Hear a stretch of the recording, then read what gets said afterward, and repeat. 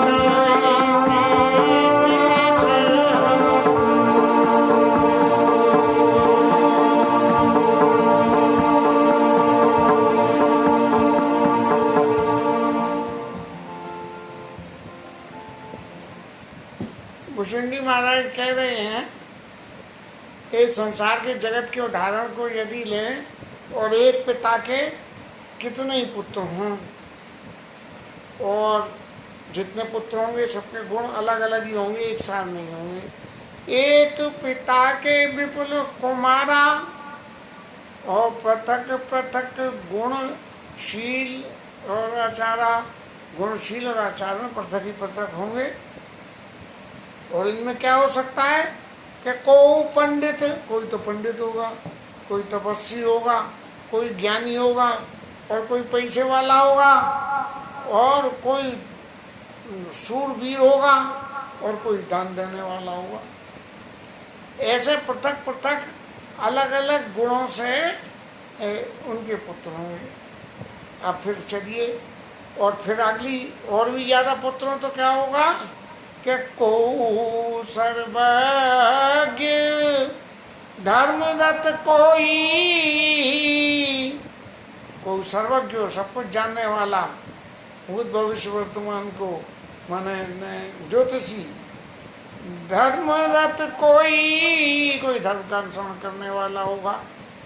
और सब पर पिता ही प्रीति सम होई, लेकिन पिता को उन सब पर बराबर प्रीति होती है।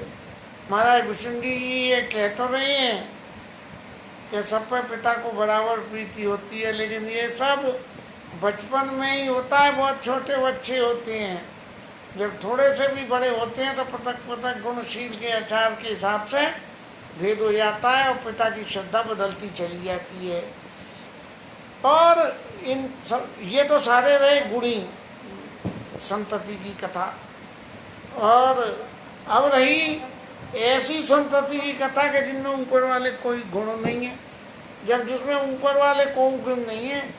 कोपित बाचना भगत मन करमा, सपने उजान न दूसर धरमा। और कोई पिताजी का अपने पिता का भक्त हो, बोले मेरा क्या है, बोले मेरा तो जो कुछ है वो अपने पिताजी का है, मेरे पिताजी मेरे सब कुछ हैं, और वो जो कहेंगे वो मुझे सब करना है।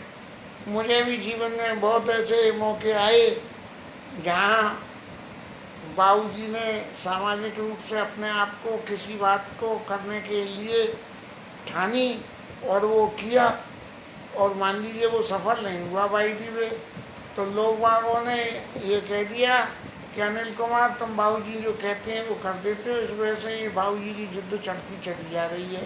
तो ऐसी जो श्रद्धा होती है, ये पता नहीं मुझे कहाँ से ये शिक्षा मिली, लेकिन ये श्रद्धा मेरी बराबर बाबूजी में बनी रही और आखिर दम तक भी इसका पालन ही हुआ, इसमें कोई विच्छेद नहीं हुआ, बल्कि जीवन के अंत समय में तो श्रद्धा जरूरत से ज़्यादा ही बढ़ गई थी। अब अपनी कथा तो खैर क्या क्या रामायण की कथा कहें। को पितु बचन भगत मन कर्मा, और सपने उजान न दूसर धर्मा। दूसरा धर्म कुछ नहीं जानता, वो एक ही जानता है कि पिताजी की भक्ति करना है। मुझे फिर एक बात अपने ही परिवार से संबंधित याद आ जाती है। जब एक बार बाबा ने अपने जीवन की भविष्यवाणी में लिखा कि उनके चारों पुत्र कैसे कैसे होंगे, और उनमें बाबूजी के लिए लिखा गया कि जे पिता के भक्त होंगे और पिता के प्रति इन्हें अकाश श्रद्धा होगी। और इसका प्रत्यक्ष प्रमाण बाबा ने खुद अपनी मुंह से मुझे बताया, और मैं इसका चश्मदीद गवाह हूँ कि बाबा ने मुझसे कही कि मैं या राम बाबू की सेवा से कई जन्म भी उड़ न है सकूं। ये एक बहुत बड़ी बात होती है एक पिता के लिए, ये कहना कि मैं इनकी सेवा से किसी जन्म भी उड़न न हो सकूं। तो कितनी अकाट्य श्रद्धा बाबूजी की पिताजी में रही होगी। मेरी तो उतनी नहीं रही, लेकिन फिर भी उसका बहुत कुछ अंश मेरे में था। और फिर मैंने आखिर समय तक तो बाबूजी से बहुत कुछ पा लिया, और फिर मांग पर भी पान लिया कि पिता बन के तो बहुत कुछ दे दिया, अब बाबूजी जाते समय गुरु बन के और दे जाओ। तब बाबूजी बोले कि मैंने बहुत कुछ तेरे को दिया है, और मेरे जाने की बात पता लगेगी। शायद मुझे तो ऐसा लगता है कि यही उन्हीं आशीर्वादों का प्रताप हो कि आज ये इस तरह से राम कथा जीवन में उतर पा रही है। को पितु बचन भगत भगत मन कर्मा, और सपने उजान न दूसर धर्मा। जब ये स्थिति होगी तो क्या होगा। सो सुत प्रिय पितु प्राण समाना, सुत प्रिय पितु प्राण समाना। यद्यपि सो सब भांति आना, यद्यपि सो सब भांति आना। चाहे वो सत्य से मूर्ख हो बिल्कुल, लेकिन पिताजी का भगत होने से वो पिता को प्राणों के समान प्रिय हो जाता है। जड़ भगत जी अपने ध्यानावस्था में ऐसे मस्त रहे कि पिताजी रहे जब तक घर में राम जी की चिड़िया, राम जी के खेत खाओरी चिड़ियों भर भर पेट करते रहे, और पिताजी चले गए तो घर वालों ने निकाल के घर से बाहर भगा दिया। लेकिन उससे भी भरत जी का इतना कल्याण हुआ कि भरत जी को जो है मोक्ष की प्राप्ति हो गई। ऐसे ही एक विध जीव चराचर जेते, आत जब देव नर असुर समेते। इस प्रकार इस संसार में जितना भी जीव मात्र है, जिसमें असुर, देव पाताल, धरती और आकाश, ये तीनों जमे त्रिजग देव नर असुर और समिति। इन सब के समय जो कोई भी है इस संसार में, तो अकेला विश्व यह मोर उपाया, सब पर मोरी बराबर दहाया। ये सारा विश्व जो है वो मेरा बनाया हुआ है और सब पे मेरी जैसे पिता की समान प्रीति होती है, ऐसे ही समान प्रीति है मेरी। और फिर क्या होता है, तीना माँ जो पारी हर मद माया, तीना माँ जो पारी हरि मद माया,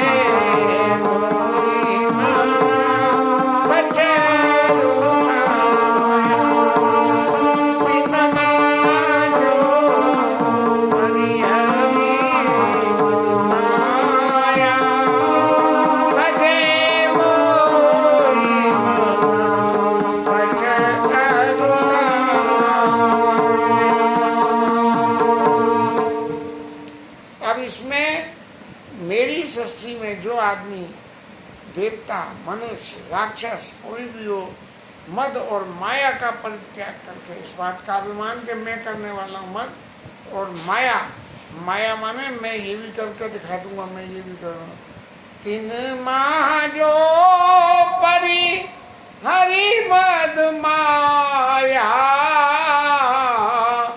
भजे मोह मोही मना, बचे अरु कहाया। मन, वचन और कर्म से, तीनों से ही जो मेरे को भजन करे। अब वो कौन, पुरुष हो चाहे वो नपुंसक हो, चाहे वो स्त्री हो, पुरुष नपुंसक नारी वा, और जीव चराचर कोई, इस पूरे संसार में कोई भी जीव मात्र प्राणधारी हो, सर्व भाव बज कपट तजी, मोहि परमा प्रिय सोई। सब प्रकार के भावों को छोड़ के, इस दुनिया में क्या है क्या नहीं है, इन सबको छोड़ के मन, वचन और कर्म से जो मेरा भगत बने, वो मोहि परमा प्रिय सोई, और वो मुझे सबसे ज्यादा प्रिय होगा। ऐसा काकभूषण जी महाराज कह रहे हैं कि ऐसा भगवान ने मेरे से कहा। अयोध्या के महल में भगवान ने मेरे से कहा, सत्य कहूँ खगतोई। अब एक और भगवान ने जो है एक्सप्लेनेशन जोड़ दिया, सत्य कहूँ खगतोई, शुच सेवक मम प्राण प्रिय। प्राणों के समान प्रिय हो जाता है पवित्र सेवक मेरा। अस विचार भज मोई, ऐसा विचार करके तू मेरा ही भजन कर। मैं यहाँ भले ही बालक स्वरूप में, इस बात को छोड़ दे, भजन मेरा कर। पढ़ी आस है भरोस, सारी आशा भरोसों का छोड़ के मेरा ही भजन कर। इतनी बात सुन के काकभूषण जी महाराज के अंतर हृदय में जो सुख हुआ होगा, उसकी कल्पना तो हम क्या कर सकते हैं। लेकिन भगवान ने फिर एक आशीर्वाद और देते हुए कि कबहू काल ना व्यापी तोई, और सुमेरे बजसी निरंतर मोई। तेरे को कभी भी काल नहीं व्यापेगा काकभूषण जी। काल के हिसाब से तेरे को जो नहीं है कि समय पूरा हो गया, आपके देश छोड़ के जाना है, ये देश है वीराना, ये जो है ऐसा कोई नहीं होगा, ये काल कभी नहीं व्यापेगा, काल का प्रभाव कुछ नहीं होगा तेरे पर, सत्व रजतम में न तम का प्रभाव होगा, सदा एक रस बने रहोगे। और सुमिरे सी भजे सी निरंतर मोई, लेकिन तू एक काम करना कि निरंतर मेरा ही भजन करना है। महाराज ये जो दर्शन आपने अभी तक करे थे, जो मेरे पास आके, ये भगवान के उन्हीं वचनों का प्रसाद है। अब कुशुंडी महाराज कह रहे हैं गर्भवती से कि प्रभु वचनामृत सुनी न अगाऊं, तन पुलकित मन अति हर्षाऊं। प्रभु वचनामृत सुनि न अगाऊं,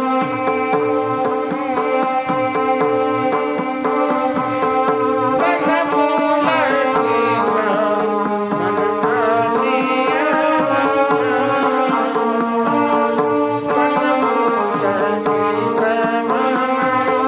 अति भगवान के इन वचनों को सुनकर मेरे हृदय में ऐसी पुलकायमान हो गई और मैं बहुत ही प्रसन्न हो गया, बहुत ही ज़्यादा हर्षित हो गया। और कितना हर्षित हो गया अब इसकी व्याख्या और करूँ महाराज। सो सुख जानै मन अरु काना, भगवान जो बोल रहे हैं वो तो कान सुनना ही है और हृदय में बात उतर रही है, सो मन जानना है। और नहीं रस ना जाई बखाना। अब महाराज उस सुख का मैं वर्णन तो जो अपनी जिव्या से कर नहीं सकता हूँ, क्योंकि जिव्या को तो बोलने का सुख है और कानों को सुनने का सुख है। सुनने की बात का सुख कान लेंगे और बोलने की बात का सुख जिव्या लेगी। प्रभु शोभा सुख जान नैना, और किमी कही सकई नहीं नहीं बहना। भगवान की वो ये शोभा है, उसका सुख जो आँख ले रहे, कान वचनामृत का सुख ले रहे हैं, जिव्या भगवान के सामने बोलने का सुख ले रही है, लेकिन आंखें बेचारी बोलें कैसे, उनकी जीव नहीं है और जीव की आंखें नहीं है। इसलिए बहुविधि मोहि प्रबोध सुख देई, और लगे कहरन शिशु कौतुक तेई।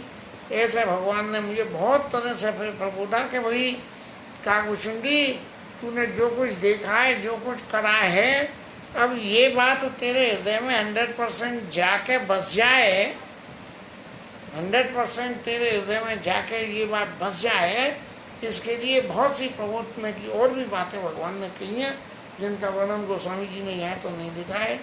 और फिर ये करके जो बालकपन का जो चैत्र भगवान दिखा रहे थे, जब उस दशरथ अजर बिहारी वाला, उसमें जो है भगवान ने वही बालक को बाल कौतुक करने लगे और फिर अपनी आंखों में जरा से आंसू भर के और माँ की तरफ देखा। सजल नयन कछु मुख करिनु का, चिताई मातुला प्रियति मुखा। माता जी की तरफ ऐसे देखा जैसे उन्हें भरपूर की भूख लग रही और आंखों में आंसू भर के रोने लगे। तो इसे देखी मात आतुर उठधाई, कई मृदु वचन लिए लाई। अपने जैसे लगा दिया माता ने उनको, और बड़े मीठे मीठे, अरे लला तू रोवे काय को है, ला तो दुख गोदूरा की कराबू कई पाना, गोदी में रखे जो है दूध पिलाने लगी। और रघुपति चरित ललित कवि गाना, रघुपति चरित ललित कवि गाना। भगवान के चरित्रों का गायन करने लगी। भगवान तो खुद ही उनकी गोदी में, लेकिन कौन से चरित्र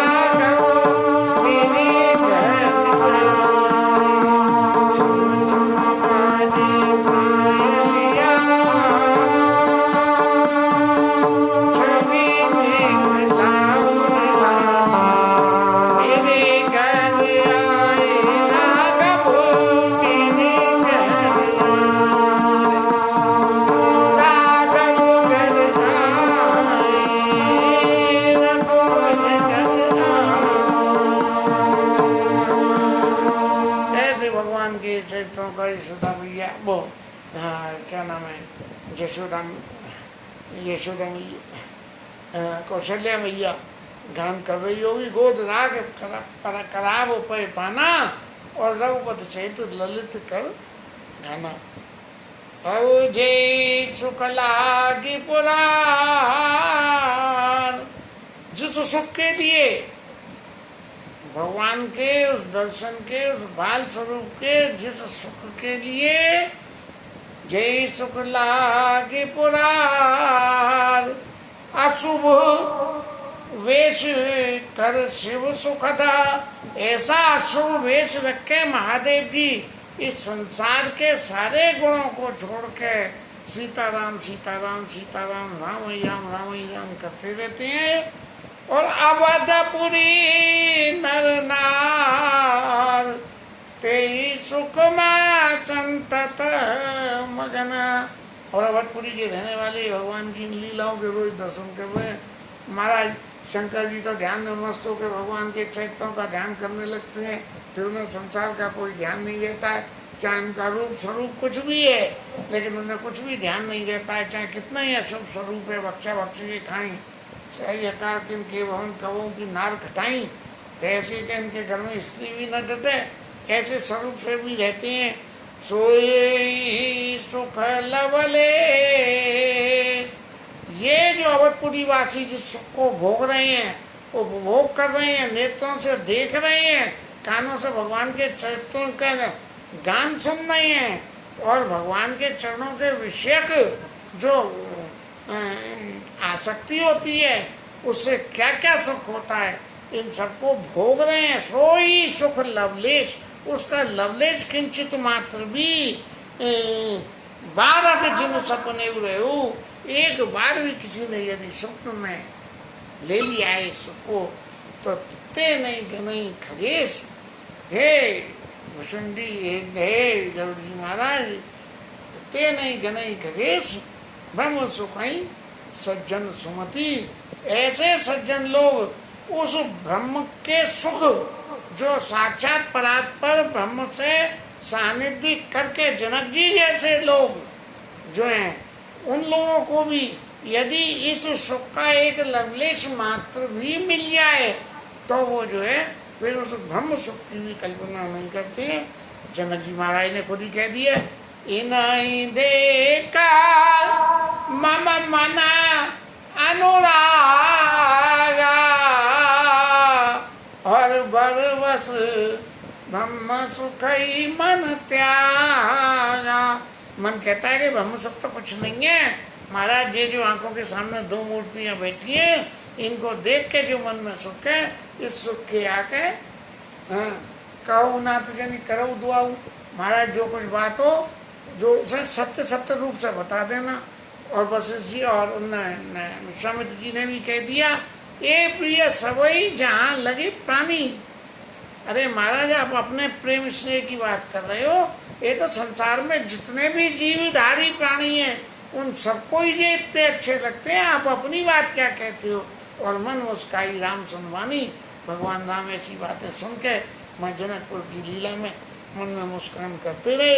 ऐसे भगवान के इन वचनों का जो सुख भुषुंडी महाराज ने लिया और लेके जो सुख का अनुभव किया, उस अनुभव करे हुए सुख की बातों को गरुड़ जी को सुनाते सुनाते इतने मगन हो गए भुषुंडी महाराज कि उनकी जो है सब सुध बुध चली गई।